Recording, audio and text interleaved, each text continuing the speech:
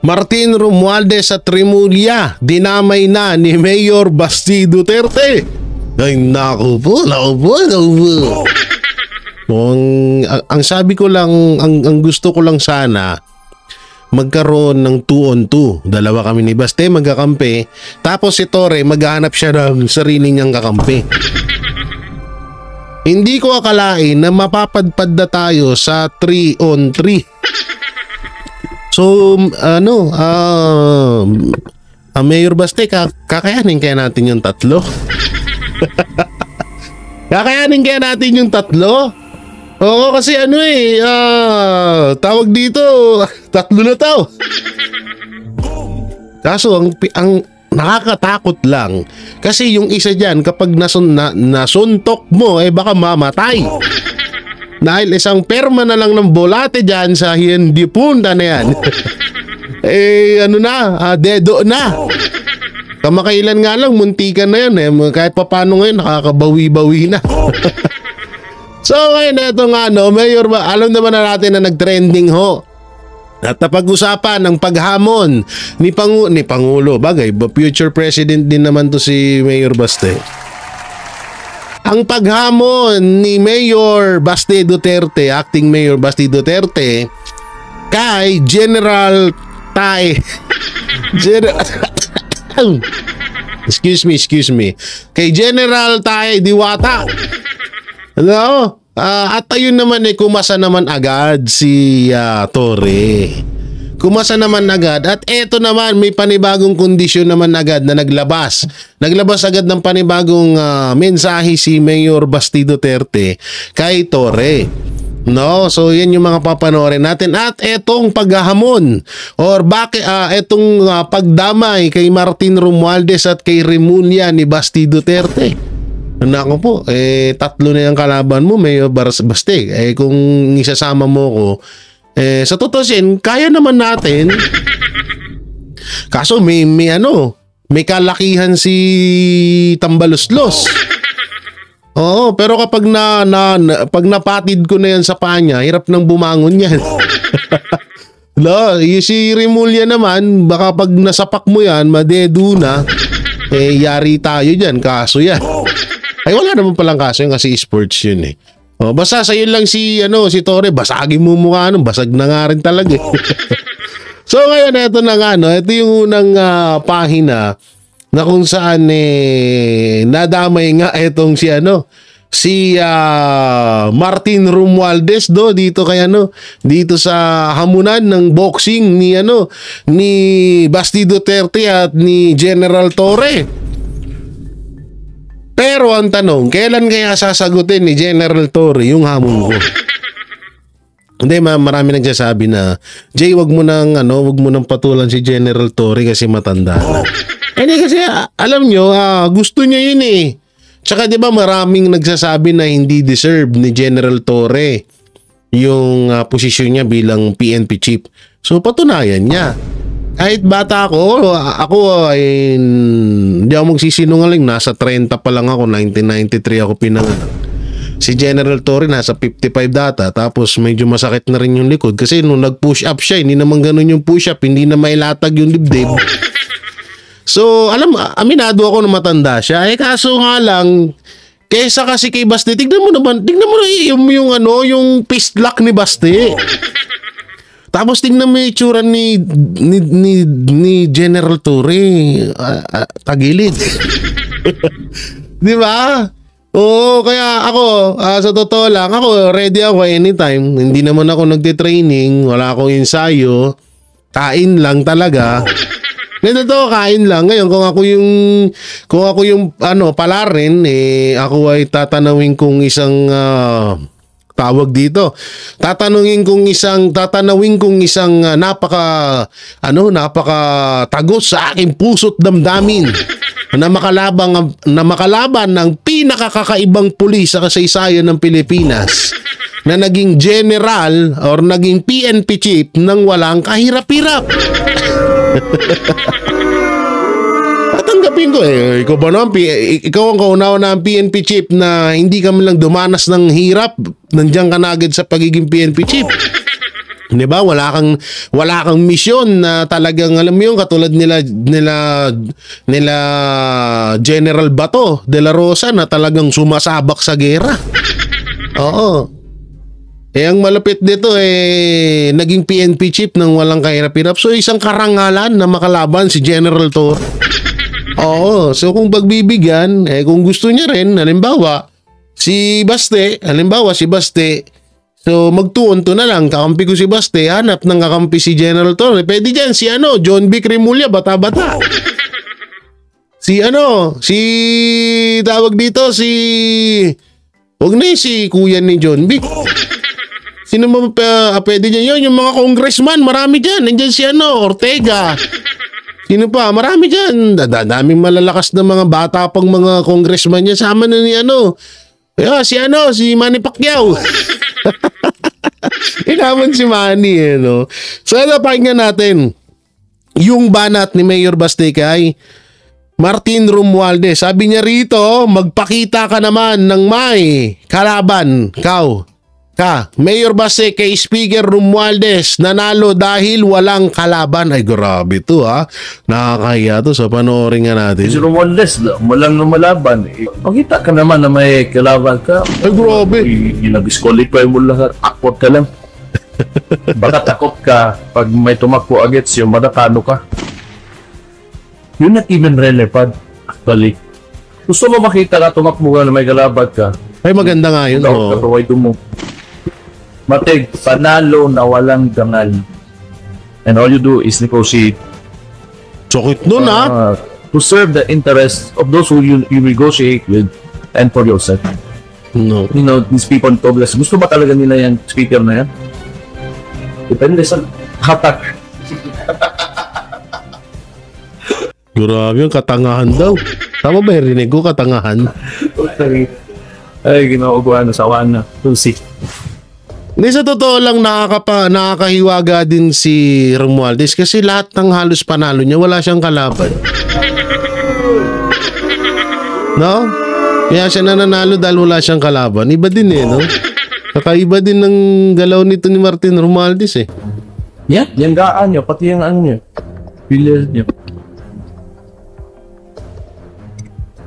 That's a major contributor to poverty. And you're not properly allocating the people's money. Grabe. Mayor, as you mentioned, there are many issues, maraming mga problema na dapat sagutin, ayusin, where it seems every now and then, ang daming diversionary tactics there. Quote and quote, na nalilimutan ng tao minsan yung ano dapat kinausapan. Do you agree with that, Mayor? They are weaponizing government right now. So if you talk about issues, kunwari, sasalita ka, asan yung filler, or ito si Risa Cobdeveros, may lumabas na issue. The weaponized government, kakasuhan kanila to, silence you. Patatahimikin ka nila, tatakutin ka nila Akalan nila ginawa yan dito sa Davao. So, you cannot play fair. You have all the power and the influence that you have right now as an administration, and yet these are the only things that you can do rather than fix, the problem. Pag ayaw ninyo sinasabi ng tao, totoo naman, kakasuhan nyo. Yan yung masakit. Ngayon kasi dapat, pag may nakita kang mali na ginawa nila, hayaan mo lang. Dapat ganun lang ng ganun. Hayaan mo lang sila. Kasi kapag sa oras na sinita mo, wala, yari ka. Kaso ka, ganyan talaga kaya nga, mali nga yung diskarte nila. Alam mo, sobrang mali yung diskarte nilang ganyan na, halimbawa, si Martin Romualdez, si mga congressman, si Risa Ontiveros, di ba? So, nasita sila ng mga vlogger. Ngayon, kinasuhan nila yung mga vlogger. Doon sa ginawa nila, maling-mali yun. Bilang may ambisyon silang tumakbo.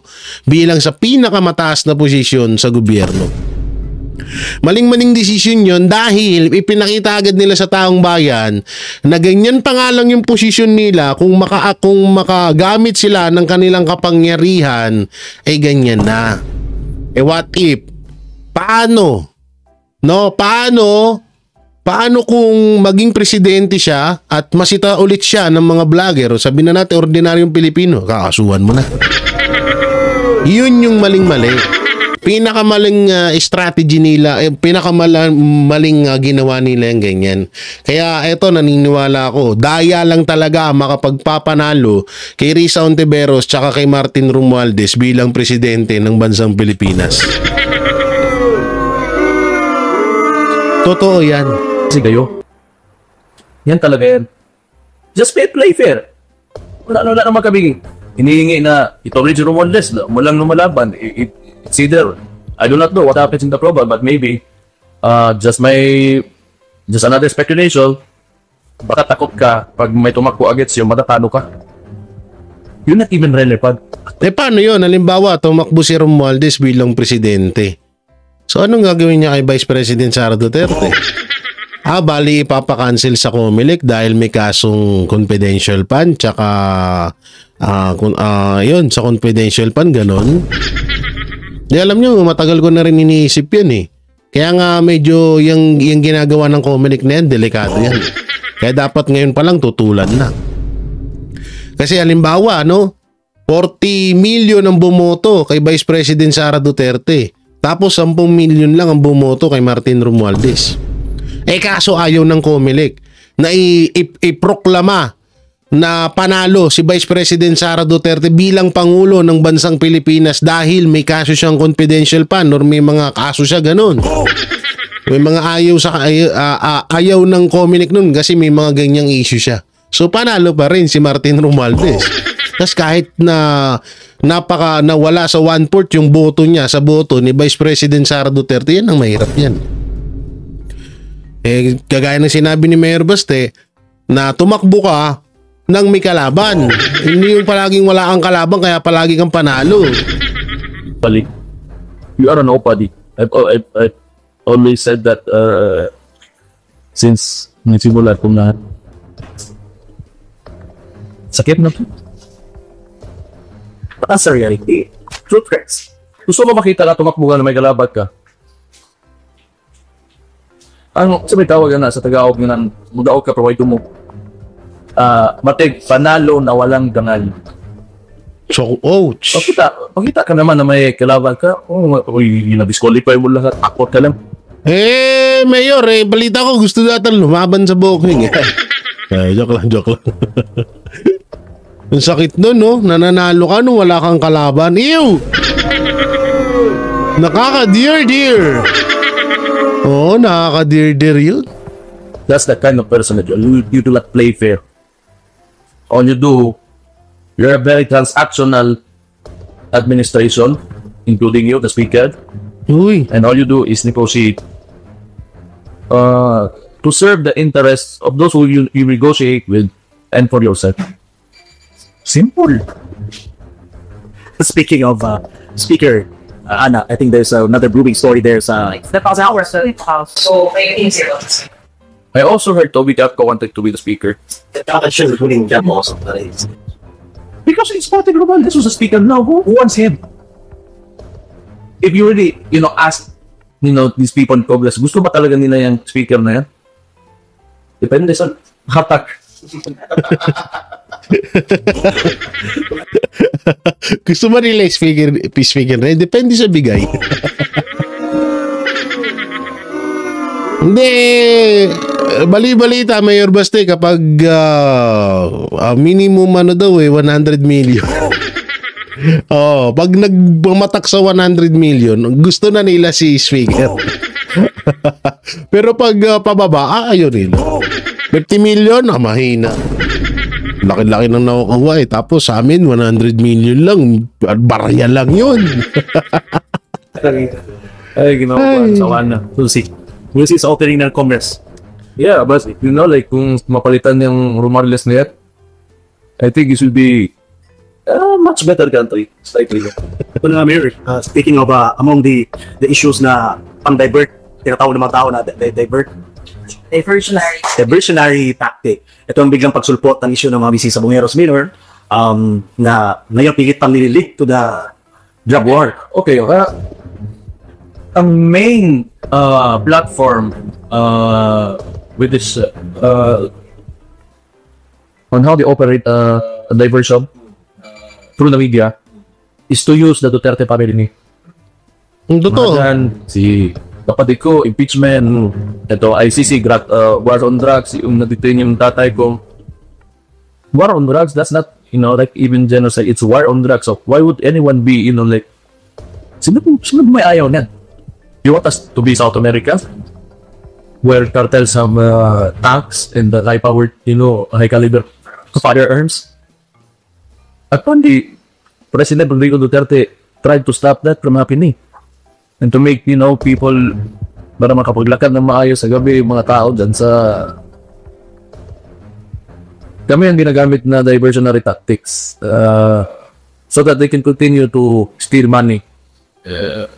I think that will be labeled as to maneuver the money of the people's taxes. Alam nyo, totoo yun ha. Tsaka ang kinagandaan lang ngayon, kahit na paulit-ulit na ginagawa ng administrasyon ng Duterte ang ginagawa nilang diversional tactic para hindi mapansin ng mga Pilipino yung mga ginagawa nilang kabulastugan sa Pilipinas. Ang kinagandaan sa mga kababayan natin, alam na nila. No, ano na sila, mulat na. Kasi nung mga mga kasagsagan ng medyo nag-iiringan pa lang si hindi pala iringan nung umpisa na nalalaman na natutunugan na ni Vice President Sara Duterte na ay iba tong taong to. Hihilahin ako pababa nito. Tsaka hindi ko karugtong ng bituka tong si Marcos. Ibagalaw ng bituka nito. Oo, pera ang inihigop ng bituka nito. So ng mga panahon na yun, hindi pa masyadong hindi pa masyadong mulat. Sinisisi pa ng ibang tao si Pangulong Duterte kesyo hindi daw makamove on sa pagkakatapos ng termino. Gusto agad na palitan si Marcos. Inggit sa may mga ganun eh. So ngayon, tumagal hanggang sa, kaya nga sinasabi ko, ang nagpaumpisa na minulat ang buong Pilipino ng kabulastugan ng gobyerno, walang iba kundi si Pastor. Totoo yan. Si Pastor Apollo Sikibuloy ang nagmulat talaga. Ang nagpatotoo na walang niya at demonyo ang administrasyong Marcos. Dahil nung ginipit si Pastor, kahit ako, minado ko, pinagtatawanan ko noon yung mga sinasabi ni Pastor. Pero ngayon, doon ko nalaman na totoo talaga. Totoo yung mga sinasabi ni Pastor. Totoo yung sinasabi ni Pangulong Duterte. So, hindi nagkamali. Nangyari na. Diba? At yun nga ang kinaganda doon. Namulat ang taong bayan na talagang may ginagawang kabulastugan etong administrasyong Marcos. At eto, paulit-ulit nilang ginagawa na yung diversional tactic para hindi mapansin ng taong bayan yung ginagawa nilang kabulastugan sa gobyerno. Ang masama nga lang nun, paulit-ulit nilang ginagawang diversional tactic ang mga Duterte. No, yun nga lang, ang kinaganda naman nun, alam na natin. At talagang na natin, talagang alam mo yun, talagang alam na natin, ay wala yan, diversion lang, tactic lang yan. Ay, kaya naman pala may lumabas na isyong ganyan kasi may pinagtatakpan. Etong na to, etong issue na to. Oo, lalo na yan, magkakaroon na naman ng SONA. Ano na naman kaya yung pagkatapos ng SONA, ano naman kaya ang ipang-divert ng administrasyong Marcos para matabunan ang issue about sa SONA? Unang-una, maraming tayong abangan sa SONA eh. Budget ng SONA. Nung nakaraan, 20 million ha. O baka ngayon, siyempre, naging 2025 na, nag-increase. Naging 25 million to 30 million na siguro. So, ganun, no? Ngayon, yung mga sasabihin ni Marcos Jr., inaabangan yun kung ano yun. Ha? Unang-una, nung huli niyang SONA, wala siyang napatunayan. Asan yung flood control? Asan yung mga pinagayabang niya? Yung Pogo, banda daw pero wala pero wag ka, meron ng Pigo. 'Di ba? So 'yun. Ayan ang isa sa kakaabangan yung zona na yan. Maraming ano niya. Ang tanong diyan, ano yung diversional tactic na gagawin ni Marcos? So syempre, uy, ano yun? Ba't parang may ulupong na lumabas doon? Syempre, kailangan ng isang asong may rabies. Isang asong tumutulo ang laway. Isang aso na handang mangagat kahit walang ngipin. At eto na nga, si Larry Gadon. Pasok. Kung sakaling matuloy ang exhibition match na charity boxing fight ni General Torre at kakampi ka kay Torre? Wag naman, baka sabihin nyo, ang tatanda na namin, ang babata nyo pa kaya kayo nanalo. Wag naman, Gadon. Secretary, Larry Gadon, huwag ka na umepal. Wala ka na, ka na lang. Tae ka na lang sa social media, hoy. boxing fight ni General Torre at ni Baste ay nagbo-volunteer ako na Nako, anong bo-volunteer mo? Ikaw ang magiging stage, ganon. Diyan papatong sa ilong mo si Baste tsaka si Torre, ganon. Anong bo-volunteer mo?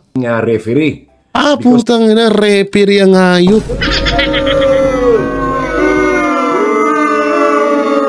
Walang niya, magre-referee ka pa, hindi mo nga masolusyonan yung 2 beses mong disbarment sa pagiging attorney mo.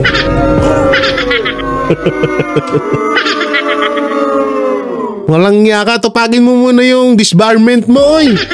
2 beses na yon. Kauna-unahan sa kasaysayan sa buong mundo. Isang lawyer na disbar ng 2 beses. Utang ilang yan. Tapos ngayon magre-referee ka? Kapal nito. I am worried that General Torre might inflict Wow. Nawo-worried daw siya. Ibig sabihin, inamin mo na mahina si Torre talaga. Ay, nako po, Larry Gadon. Mga kulang ng isa. Wala pa si Trillanes, ha? Ayun pala, maganda. Torre. Oo. Bata pa si Trillanes. Kumbinsihin mo si Trillanes na maging katag team mo. 2-on-2 tayo. Ako, tsaka si Baste. Tapos si Torre, tsaka si Trillanes. Torre. Oo. Torre, kumbinsihin mo si Trillanes. Na lumaban ng 2-on-2. Magkakampi kayo para lalo siyang mapanot. Ha? Kumbinsihin mo, malay mo. Una-una, ikaw, di ba? May training kang PNP. Si Trillanes, may training niya sa pagiging sundalo. Bata pa yon, mas matanda ka doon. Gawin mong kakampi, baka may chance na kayong manalo.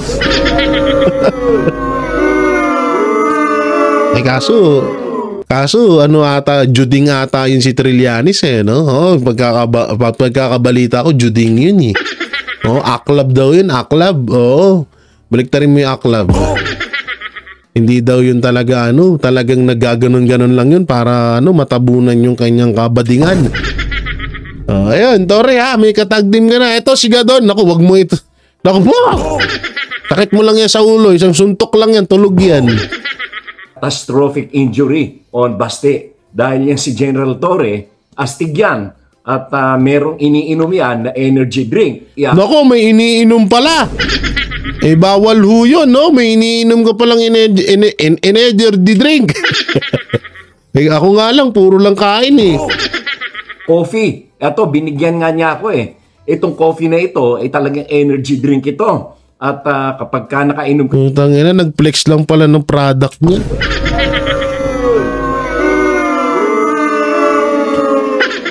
Hayop ka, Larry Gadon, magtitinda ka lang pala ng kape mo, di mo pa sinabi. Hindi sana nagpo-promote ka na lang sa mga channel namin. Hindi ka naman namin sisingilin ng mahal, hindi naman ng sugal. Walang iya ka. Nakisawsaw ka pa sa issue nila Baste tsaka ni Torre, magtitinda ka lang pala ng kape mo. Ay, naghirap na ba ganun?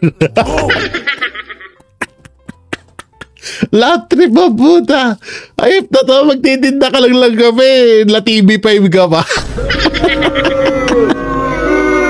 Puta, ina naman. Ayop naman to TV5 na to, nagtitinda lang kape yung tao. Pinatulan nyo naman. Ay, nako. Ayop ka. Ito pa nga ako. Wala stretch ko lang yung pangako, ha? Baka malambot na eh. Utangina ka, nagtinda ka lang pala ng kape dyan. Ayop ka, tapos nagpa-TV5 ka pa. Nakisawsaw ka pa sa sa issue ni nung dalawa. Hayop na to. Tingnan natin nga kung gaano kalakas si General Torre. Tingnan natin yung mga suntok kung talagang babaon. Naghamon ng suntukan pero may plot twist. Makikipagsapakan lang daw si Acting Mayor Baste Duterte kay PNP Chief Nicolas Torre kung magpapa-drug test ang lahat ng opisyal ng gobyerno. Nasa frontline ng maganda yun, ha? Castillo. Uy, maganda yun, ha? Oo, magandang yun. Hindi kasi ganito yun eh. Naghamon ng suntukan si Baste. So, dapat kakasalang dapat si Torre. Kaso, si Torre nagbigay ng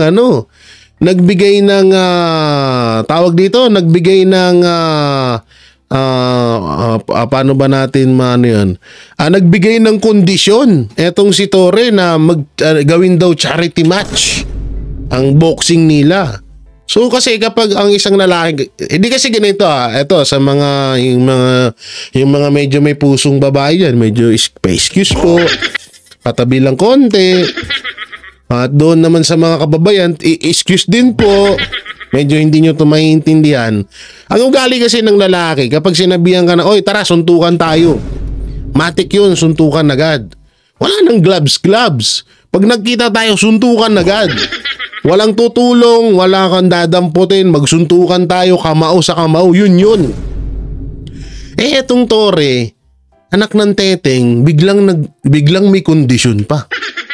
Charity match. Unang-una, ibig sabihin ng charity, pera mo, ibinigay mo. Pero tapos sinabi niya, marami naman tayo sponsor din eh.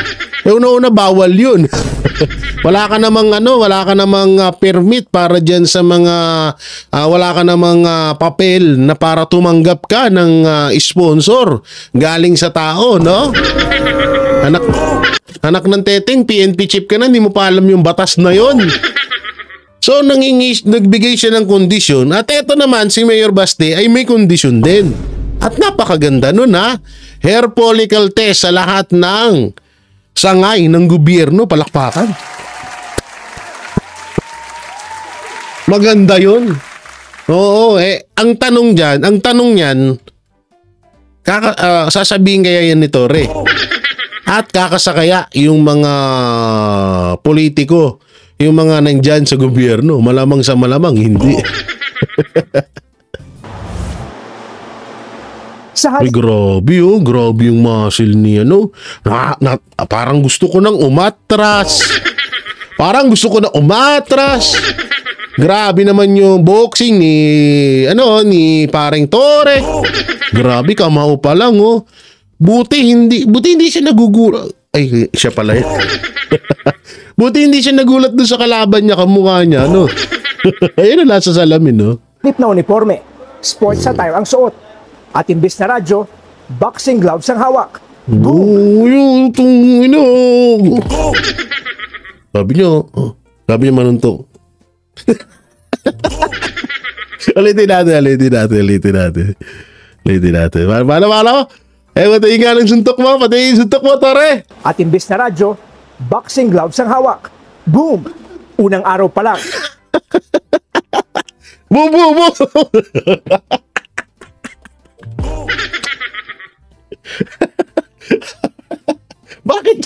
Bakit yung bema yung gumagalaw sa'yo? Nandun ka pa ganyan. Ay. Malakas yung malakas yung sigaw mo dun, pakinggan niya yung boom niya. Unang araw pa lang, humataw agad sa training si PNP Chawak. Boom! Unang araw pa lang, Bu, bu, bu, bu. In fairness, ngayon lang ako nakakita ng suntok na ng suntok na ganun. Paano yun? Ang hirap. Kasi pag manuntok ka, ganun eh. Oo. Siyempre, ito dapat yan eh. Ganun, di ba? Sa kanya ganun eh. Ba't ganun? Ang hirap na. Ang hirap naman ng training mo, Tore. Hindi kasi namin alam yan. Pag manuntok ka kasi, manuntok ka, ganun uy. Di ba? Kay Tore ganun eh. Tell me when do you be mine? Utang ilang ka, Tore. Saba. sa halip na Batingin. Baka napuwing lang ako. Oo, baka nagkakamali ako. Sige. uniforme, sports attire ang suot. At imbis na radyo, boxing gloves ang hawak. Boom! Unang araw pa lang, Grabe. humataw agad sa Lakas. training si PNP Chief Police General Nicolas Torre III sa boxing gym ng PNP Sports Hindi. Baka sabihin naman nila, yabang ko. Hindi kasi alam niya na pag may mga edad na talagang ganyan naman ang Center sa Campo Crame.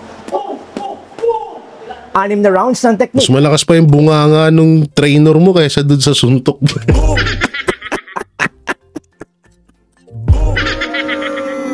Ay!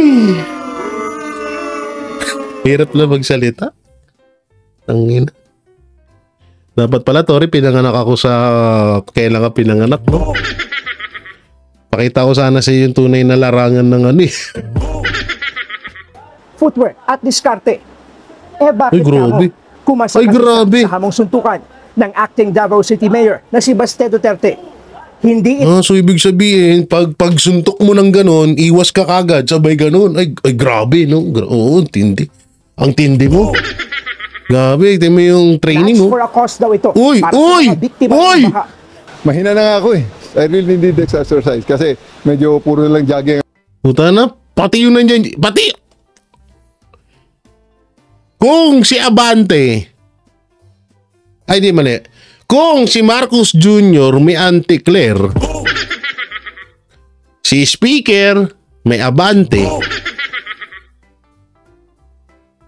kung si Vice President may Julalay na Amy Marcos, putangin na si Torre may Julalay na Pahardo. Pati ba naman niya sinasamahan mo si Torre? Tsaka in fairness may nahalata ako. Iba ang titig ni Pahardo kay Torre. Ay! Grabe yung titig ni Pahardo, no? In love kay Torre, no? Sabi, ang iyami ni... Ang sarap mo, Torre. Para kang chocolate.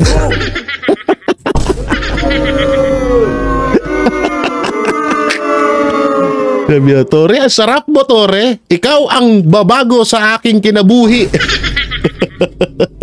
Parang chocolate ba naman eh? Yung ating ginagawa. Akala mo, Toblerone na naging tao eh, no? Kuha yan eh. Medyo hindi na masyadong ginagamitan ng talent yun eh. Takbo na ng takbo eh. Okay. Sa kabilang panig, si Baste na siyang naghamon. Siyempre, game din daw.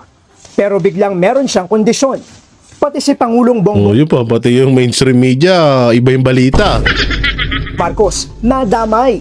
Pakiusapan mo yung amo mo na presidente that all elected officials Maganda naman to eh. undergo a hair follicle drug test. Alanganin pang matuloy sa linggo ang bakbakan. Ang sigurado, Sayang. Torre ako. Anytime, ready ako. Dito to, anytime, Torre. Ready ako. MMA, boxing, lalabanan kita. Ulitin ko disclaimer, wala po akong karanasan sa boxing. At wala din po akong karanasan sa MMA. Basag ulo lang meron. Hindi totoo, wala po akong karanasan doon. Pero handa po akong lumaban kay Torre. Anytime, anywhere. Siguro mas maganda sagutin mo na rin yung panggasolina ko pagpunta dun sa venue.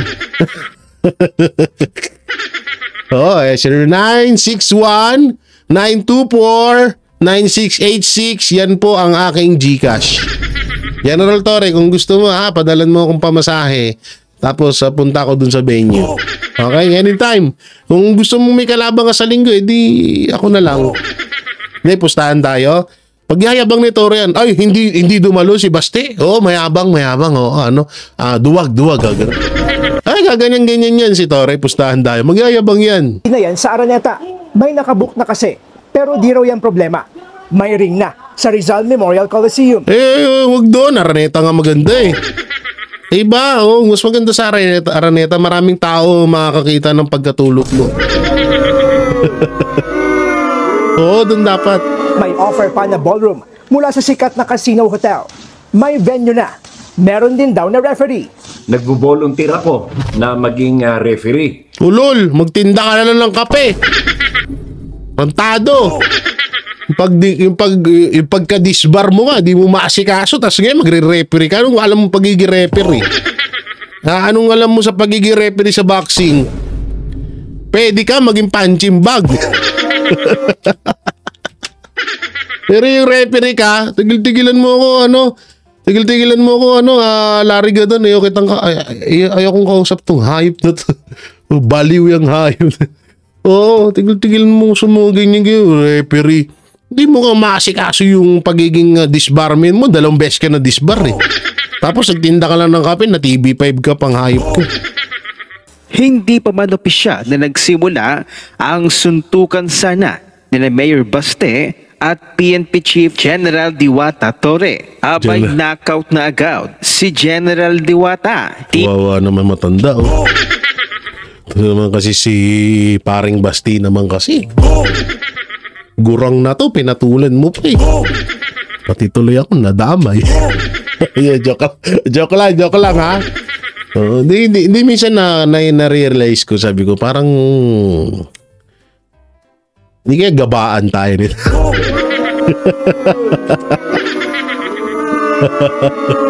Mayor Baste, hindi kaya gabaan tayo nito pare. Ang patulan natin to, tingnan mo. Sumuntok lang ng 5 beses. Nga na. Hindi kaya makarma tayo nito. Sabi ba natin nung mga bata tayo, di ba? Ang matanda ay ginagala. Nirirespeto. Hindi kaya gabaan tayo nito, guys. Kawawa naman to, tatay na natin to eh. Ilan taon na ba? Ang edad ng tatay ko, 54 eh.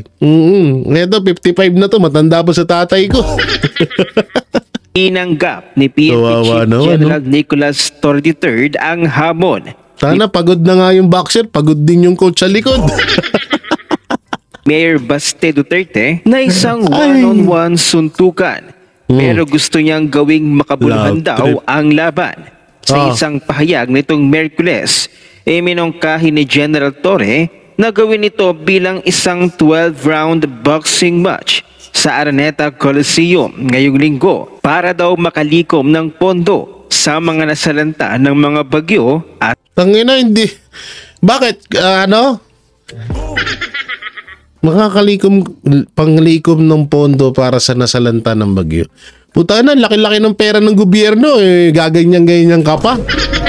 Anong silbi ng gobyerno kung asan yung pera ng buwis ng bayan? Bakit? Kukulangin kasi naubos na yung ayuda nung halalan na, okay. Gets na namin. Gets na namin yung gets na namin yung punto, kaya pero hilig mo sa pansa, hilig sa pera ni Torre, no? Ay, naku po. Dito tayo kay Remulla naman tayo. Asan yan? Saan kay Remulla? Ay! Asan na? Saan yung kay Remulla?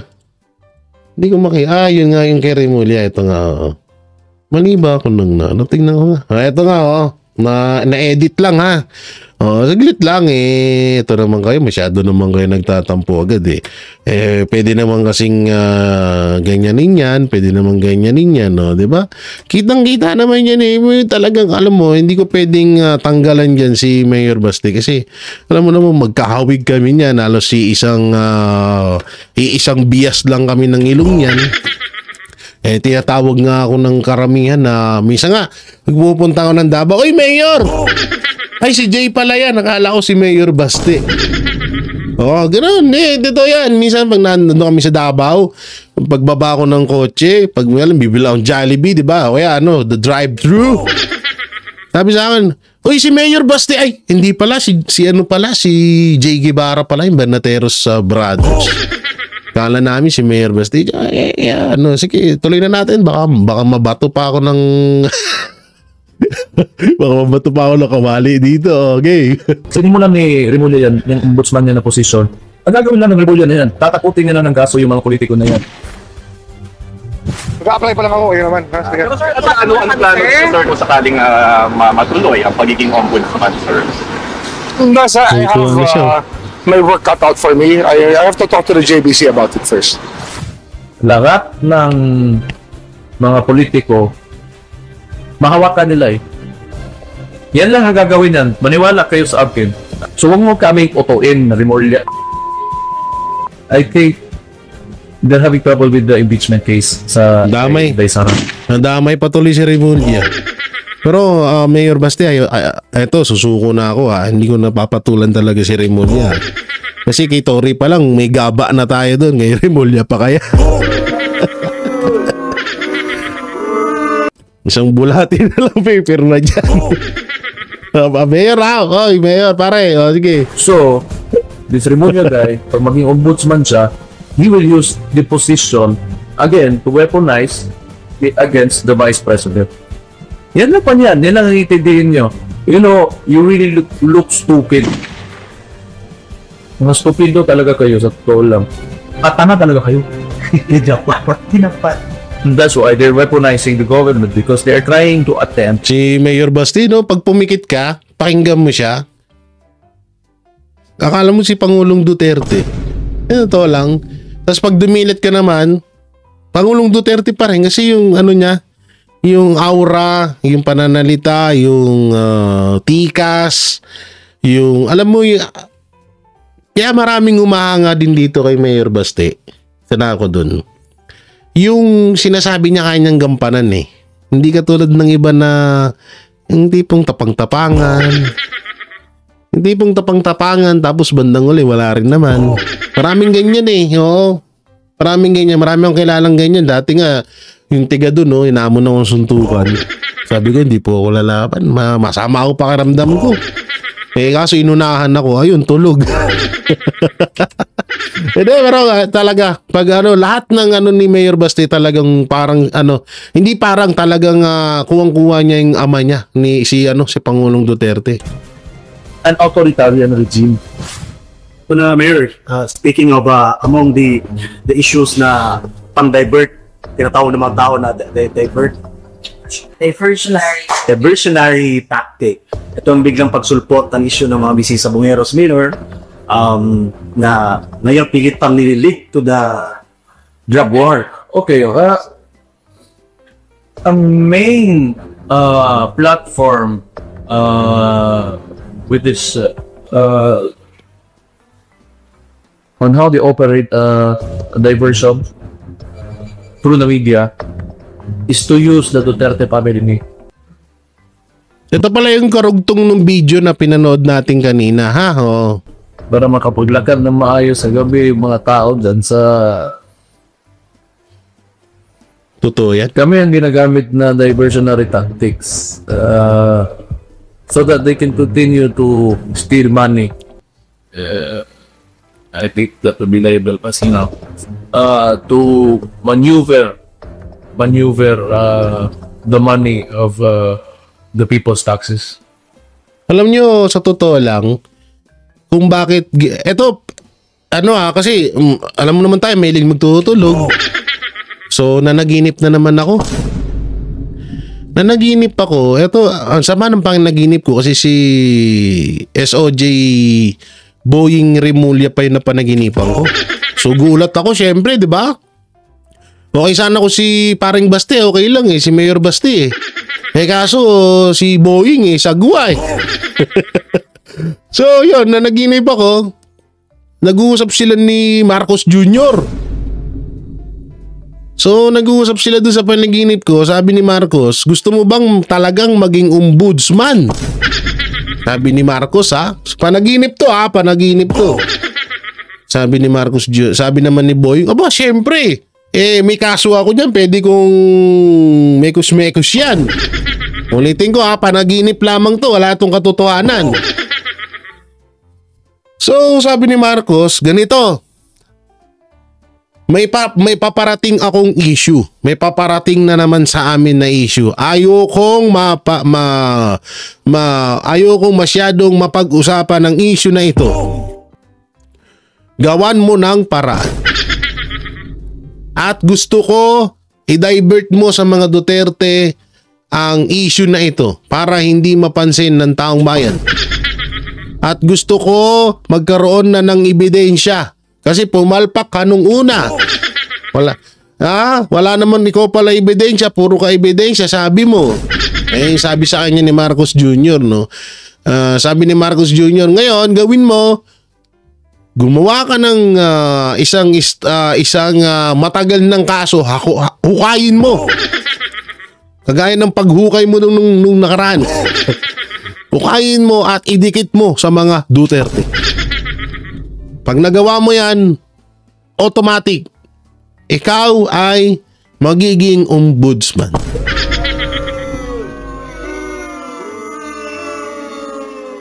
No? Yan yung nasa panaginip ko. Kaya yung sinasabi ni Baste, alam nyo, napakatotoo nun. Hindi panaginip ko ha. Panaginip nga eh. So, nakakatakot lang talaga na... O nga pala, ba't nawala yun? Nakakatakot lang talaga. Saan yun? Wala. Ito. Nakakatakot lang talaga na alam mo yun, yung pag si Boying Remulla na ang naging ombudsman. Yung mga pwede nating kasuhan, no? Pwede nating mga kasuhan na mga opisyal ng gobyerno, hindi na natin hindi na tayo makakasiguro ng 100% na makakasuhan dahil andun si Boying. Paalala po, no, 7 years ang katungkulan bilang ombudsman. So halimbawa, pag natapos ng termino si Boying Remulla, so kadikit pa rin niya si Marcos Jr. Yan ang isa sa mga strategy na ginagawa nila ngayon. So tuloy natin to. Sumobra pa kayo sa sa Netflix. Sa totoo lang. You are ridiculous people. It's very ridiculous. Kung gagawa kayo ng story net tapos mahirapan na kayo manalo sa election, parang tanga. At tanga talaga kayo. Saklap. Inday Sara and next, then they will make an example of Vice President Inday Sara kasi pag nagawa nila yan, we will file a case against her. Ang sunod niyan, tatakutin na kayo. Kasi Vice President nga, kinaya nila. So, huwag mo kaming utuin, Remulla. The mayor, actually, we did see already, remember, the passing mga, hindi pa ombudsman mayor, but there's already been suspensions. Tsaka ito pa lang ngayon, pangalang na hindi siya ombudsman kung ano-ano na pinagagawa niya. Paano pa pag naging ombudsman niya, diyari. Mga suspension ng mga government officials na hindi. Siguro pa si Marcos during his teens, and he thinks it's his birthright na kanila tong Pilipinas, and along with these oligarchs and cronies, so they feel that the Philippines is theirs. Oo, kasi 'di ba, doon nga sa panaginip ko dinuro-duro yung may dinuro-duro daw si Ma'am Shitars eh.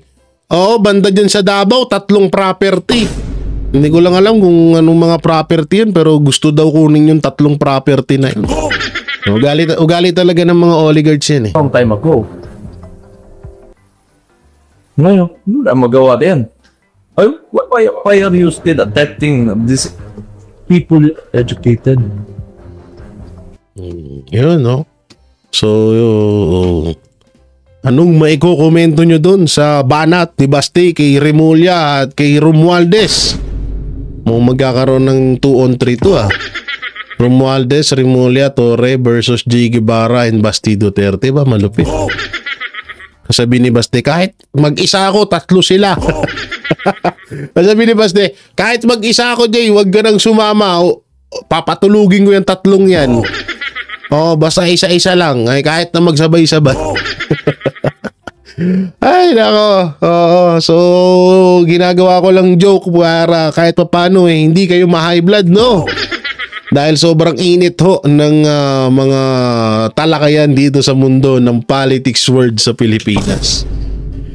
So ano pong may kukomento nyo doon sa mga binitawang salita ni Mayor Baste kay SOJ Remulla at kay kay Speaker Future Prime Minister Martin Romualdez. At dito sa mga sa mga nakita nyong training ni General Torre. I-comment nyo lang po dyan sa baba at ating babasahin. At syempre, don't forget to like, share, comment, and subscribe sa ating YouTube channel. Paipindot na lang din po yung bell button para lagi kayong updated sa ating mga video araw-araw. So maraming salamat. Ingat po kayo palagi. God bless and peace. And bye-bye. Yan ang panatero, walang inuurungan. Pag tama palakpakan, pag mali ay babanatan. Yan ang banateros, boses ng ordinaryong Pilipino. Banateros ay walang makakaawan, walang inuurungan. Banateros ay tinutulungan.